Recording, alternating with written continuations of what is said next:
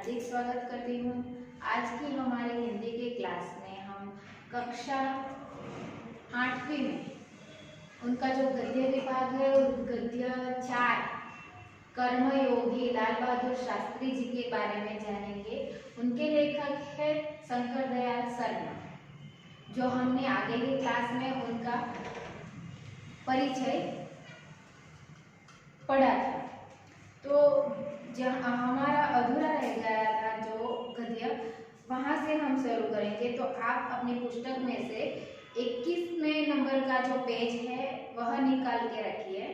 उनमें से दूसरे नंबर का जो पैराग्राफ है वहीं से हमारा अधूरा रह गया था। तो आप वहीं से देखिए, पुस्तक निकालिए। शास्त्री जी ने हमारे देश के स्वतंत्रता संग्राम में तब प्रवेश किया था जब वे स्कूल में विद्यार्थी थे और उस समय उनकी उम्र 17 वर्ष की थी। शास्त्री जी ने हमारे जो भारत में स्वतंत्र संग्राम चल रहा था तब उन्होंने प्रवेश किया था। तब वह विद्यार्थी थे और उनकी उम्र सिर्फ 17 साल थी। तब उन्होंने उनमें प्रवेश किया था। गांधी जी के आह्वान पर वे स्कूल छोड़कर बाहर आ गए थे। गांधी जी ने जब बुलाया था तब वह स्कूल छोड़कर बाहर आ गए। उसके बाद काशी विद्यापीठ में उन्होंने अपनी शिक्षा पूरी की। उनके बाद में उन्होंने जो काशी में विद्यालय है उनमें उसकी शिक्षा उन्होंने ली काशी में। उनका मन हमेशा देश की आज़ादी और सामाजिक कार्य की ओर लगा रहा। उनका मन कैसा था कि हमेशा सामाजिक जो कार्य होते हैं वो और उनकी उन्नति में ही और भारत की जो आज़ादी की लड़ाई चल रही थी उनमें ही उनका मन हमेशा लगा रहता था। परिणाम यह हुआ कि सन 1926 में वे लोक सेवा मंडल में शामिल हो गए। फिर बाद में क्या हुआ कि उन्होंने सन 1926 में जो लोक सेवा का मंडल था उनमें वह शामिल हो गए, जिसके वे जीवन भर सदस्य रहे और उस मंडल में शामिल हो गए, यानी कि जुड़ गए। फिर जो लोक सेवा का जो मंडल था उनके सदस्य बन गए। इसमें शामिल होने के बाद से शास्त्री जी ने गांधी जी के विचारों के अनुरूप अछूत द्वार के काम में अपने आप को लगा किया। फिर लोक सेवा मंडल में वो शामिल हो गए, उनके सदस्य बन गए। फिर उन्होंने शास्त्री जी ने क्या किया कि गांधी जी, आपको पता है कि गांधी जी सादगी भरा जीवन जीते थे और उनके विचारों पर शास्त्री जी चलने लगे और गांधी जी के अनुरोध पर, उनका आग्रह करने पर जो अछूत यानी के नीच वर्ग के जो लोग होते हैं उनके द्वारा उन्होंने अपना काम करवाया। यहाँ से शास्त्री के जीवन का एक नया अध्याय प्रारंभ होता है। जो शास्त्री जी यहाँ से पता चलता है शास्त्री जी किस तरह जीते थे, उनका जो विभाग या अध्याय यहाँ से शुरू होता है, प्रारंभ यानी शुरू होता है। सन 1930 में जब नमक कानून तोड़ो आंदोलन शुरू हुआ। आप जानते हैं 1930 में नमक यानी के जो मीठानो संग्रह એનો जो आंदोलन ચાલ્યું હતું એની શરૂઆત ક્યારે થયેલી તો 1930 માં, અને ત્યારે એની શરૂઆત આંદોલનમાં પણ એ શાસ્ત્રીજી જોડાયા હતા। तो शास्त्री जी ने उसमें भाग लिया उसमें उस आंदोलन में शास्त्री जी ने भाग लिया। नमक के सत्याग्रह में उन्होंने भाग लिया। परिणाम उन्हें जेल जाना पड़ा। फिर उनका परिणाम क्या आया कि वह सत्याग्रह में उन्होंने भाग लिया, उसके परिणाम रूप उनको जेल हो गई और उन्हें जेल जाना पड़ा। यहाँ से शास्त्री जी की जेल यात्रा की जो शुरुआत हुई तो वह सन 1942 के भारत छोड़ो आंदोलन तक निरंतर चलती रही। उनकी जो जेल की यात्रा थी वह सन 1930 में जो उनको जेल हुई थी वहाँ से शुरुआत हो गई थी। वहाँ वो तब जेल गए थे। फिर बाद 1942 में भी भारत छोड़ो जो आंदोलन चल रहा था उनमें भी वो उसको जेल हुई थी।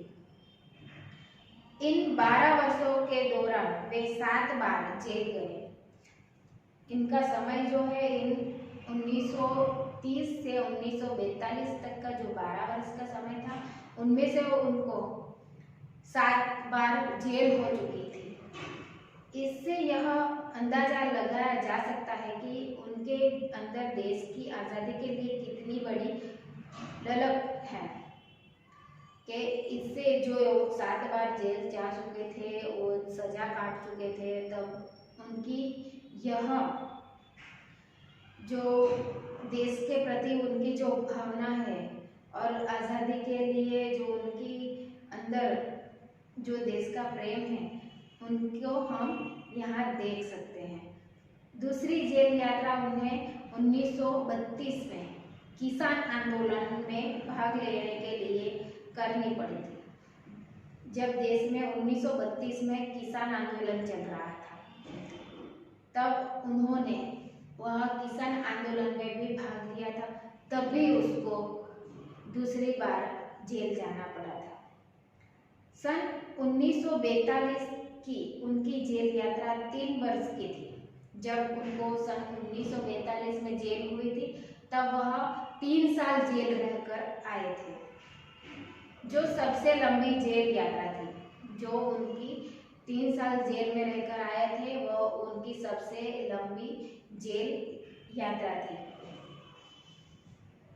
इस दौरान शास्त्री जी जहां एक और गांधी जी द्वारा बताए गए रचनात्मक कार्यों में लगे हुए थे, वहीं दूसरी ओर पदाधिकारी के रूप में जन सेवा के कार्य में भी लगे रहते थे। एक और शास्त्री जी क्या करते थे, जो गांधी जी द्वारा जो रचना यानी कि जो कार्य सौंपा गया था उनमें लगे रहते थे, तो दूसरी ओर वह पद अधिकारी यानी बड़े बड़े अधिकारियों जो कार्य जन सेवा के जो कार्य करते थे वह भी करते थे। सन 1935 में वे संयुक्त प्रांतीय कांग्रेस कमेटी के सचिव बन गए। वह सन 1935 में संयुक्त प्रांतीय यानी कि संपूर्ण प्रांतीय भारतीय कांग्रेस के कमेटी के वह सचिव बन गए। इस पद पर वे 1938 तक रहे। उन्होंने 35 में उन पद पर सचिव बन गए तो वह 1938 तक वह पद पर रहे। किसान के प्रति उनकी जो मन में विशेष लगाव था, इसलिए उनको सन 1936 में किसानों की दशा का अध्ययन करने वाली एक कमेटी का अध्ययन बनाया। किसान के प्रति उनकी अधिक रुचि थी और उनके प्रति उनका अधिक लगाव था, इसलिए लोगों ने क्या किया, सन 1936 में उनको किसानों के अध्ययन करने वाला एक कमेटी बनाया, जो उसका अध्यक्ष किसे बनाया, शास्त्री जी को। पूरी लगन के साथ काम करके उन्होंने अपनी रिपोर्ट प्रस्तुत की और पूरी मेहनत से उन्होंने काम किया और उनकी जो रिपोर्ट थी वह उन्होंने सामने रख दी, जिसमें जिम्मेदारी उन्मूलन पर विशेष जोर दिया, जिसमें उनके विशेष कार्य उसकी जिम्मेदारी थी, उनका सब विवरण उस रिपोर्ट में था। इसके बाद में 6 वर्ष तक वे इलाहाबाद की नगर पालिका से किसी न किसी रूप में जुड़े रहे। फिर उन्होंने 6 वर्ष तक 6 साल उन्होंने इलाहाबाद में क्या किया, उनकी जो नगर पालिका है उसके कार्य में किसी न किसी रूप से अलग अलग कार्य में जुड़े रहे थे। मैं समझता हूँ कि इस अनुभव ने भी शास्त्री जी के व्यक्तित्व और चिंतन को नागरिकों की समस्या के निकट से परिचित कराया। इसलिए माना जा सकता है कि जो उन्होंने 6 वर्ष तक जो इलाहाबाद में नगर पालिका में जो कार्य किए, उनसे हम लोग समझ सकते हैं कि उनके अनुभव से शास्त्री जी ने व्यक्ति है उन सारे मनुष्य की चिंताएं, उनके नागरिकत्व की समस्या जो है उनके निकट पहुंच चुके थे। उनके पास ग्रामीण जीवन का अनुभव था। शास्त्री जी के पास ग्रामीण यानी कि ग्रामीण जीवन का अनुभव था। जब उसके साथ ही इलाहाबाद नगर पालिका ने जन सेवा का भी अनुभव जोड़ दिया। उनके पास पहले से ग्रामीण सेवा का अनुभव था, फिर बाद में इलाहाबाद जो नगर पालिका थी उन्होंने जन सेवा का अनुभव उनके साथ जोड़ दिया। लोकतंत्र की इस आधारभूत इकाई में कार्य करने के कारण वे देश की छोटी छोटी समस्या और उनके निराकरण की व्यवहारिक प्रक्रिया से अच्छी तरह परिचित हो गए थे।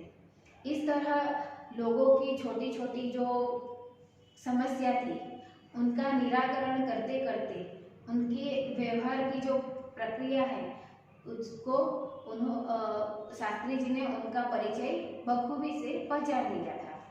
कार्य के प्रति निष्ठा और मेहनत करने की अदम्य क्षमता के कारण जो उन्होंने सन 1967 में 37 में संयुक्त प्रांतीय व्यवस्थायिका सभा के लिए निर्वाचित हुए।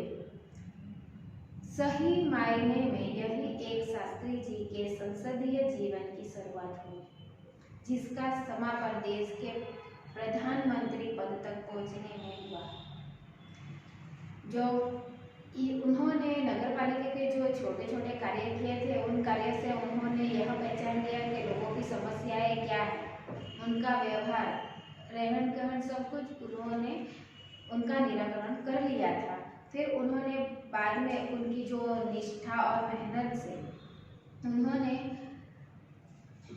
सन 1938 में संयुक्त प्रांतीय जो व्यवस्थापिका सभा थी उनमें उनके जो निर्वाचित हुआ।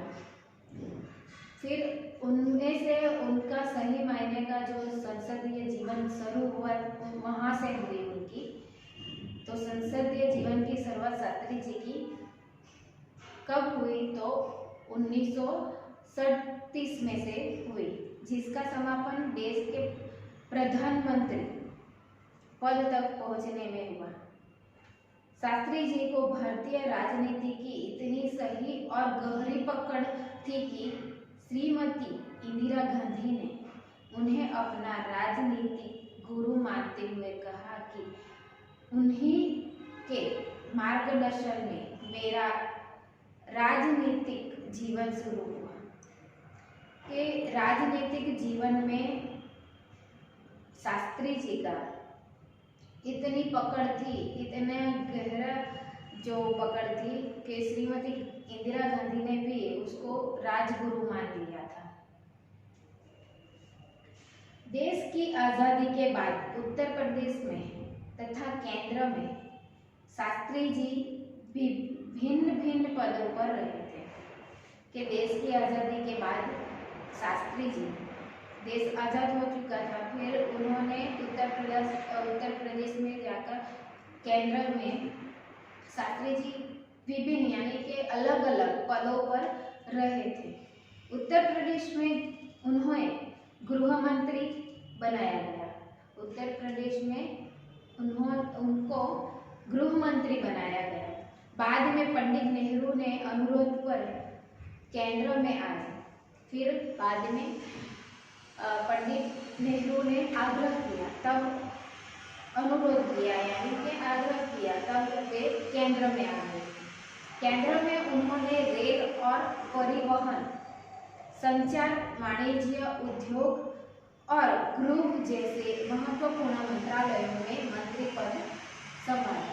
फिर केंद्र सरकार में आने के बाद उन्होंने परिवहन, संचार, वाणिज्य, उद्योग और गृह जैसे महत्वपूर्ण जो मंत्रालय थे, उन मंत्रालयों के पद उन्होंने संभाल लिए।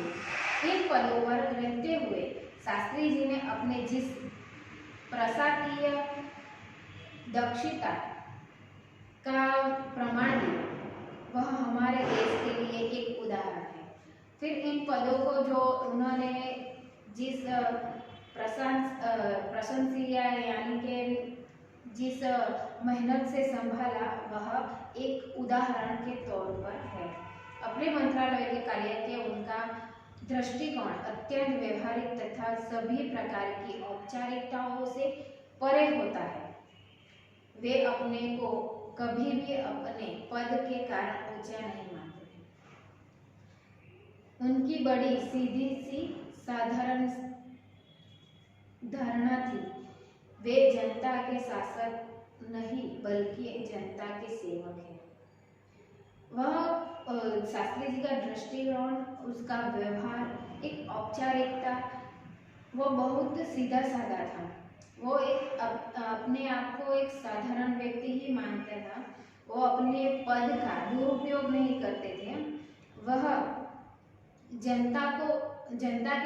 अपने आप को जनता का शासक नहीं बल्कि जनता का सेवक मानते थे। साथ ही वे लोकप्रियता भी मिली। इसीलिए लोकप्रियता का परिणाम था कि पंडित नेहरू ने निधन के बाद देश ने उन्हें प्रधानमंत्री के रूप में स्वीकार किया। फिर उनकी लोकप्रियता इतनी बढ़ गई थी कि जब नेहरू जी का निधन हुआ, अवसान हुआ, तो बाद में जो लोग थे, उन लोगों ने उनको मंत्री पद स्वीकारने के लिए कह दिया। देश के इस महत्वपूर्ण पद पर रहते हुए केवल 19 महीने के छोटे से समय में उन्होंने जितनी सफलताएं और लोकप्रियता प्राप्त की, वह एक उदाहरण है। वह नेहरू जी के निधन के बाद उन्होंने मंत्री पद संभाला और उन्होंने वह मंत्री पद 19 महीने तक ही संभाला और उतने से छोटे समय में उन्होंने इतनी सफलताएं प्राप्त की और लोकप्रियताएं प्राप्त की। वह एक उदाहरण के काबिल है। शास्त्री जी ने सामने अपना उद्देश्य बिल्कुल स्पष्ट था। शास्त्री जी के सामने उसका जो उद्देश्य था वह बिल्कुल स्पष्ट दिखाई दे रहा था। उसमें किसी प्रकार का धुंधलापन या भटकाव नहीं था, उनमें कोई बनावटीपन नहीं था। उनका जो उद्देश्य था वो बिल्कुल साफ था, स्पष्ट था। वे हमारे देश के अत्यंत महत्वपूर्ण पद पर रहे और उन पद पर रहते हुए स्वाभाविक रूप से वे अधिकार संपन्न भी थे, लेकिन उन्होंने हमेशा आत्मीय संयम के काम लिया और अधिकारियों से अधिक कर्तव्य को तरजीह दी। शायद इसलिए शास्त्री जी इतने अधिक लोकप्रिय भी हो सके कि उन्होंने कभी भी अपने जो अधिकार है उनसे अधिक उन्होंने अपने कर्तव्यों को महत्व दिया। इसके कारण वह लोगों में एक आत्मविश्वास जगा पाए और लोगों में अपनी एक जगह बना सके। उन्होंने अलीगढ़ मुस्लिम विश्वविद्यालय के दीक्षा समारोह में जो शिक्षा को अलीगढ़ में मुस्लिम समाज में जो मुस्लिम विश्वविद्यालय है, दीक्षांत यानी कि विश्वविद्यालय में जो प्रमाण पत्र देने का उत्सव होता है, दीक्षांत, दीक्षांत शब्द यहाँ है।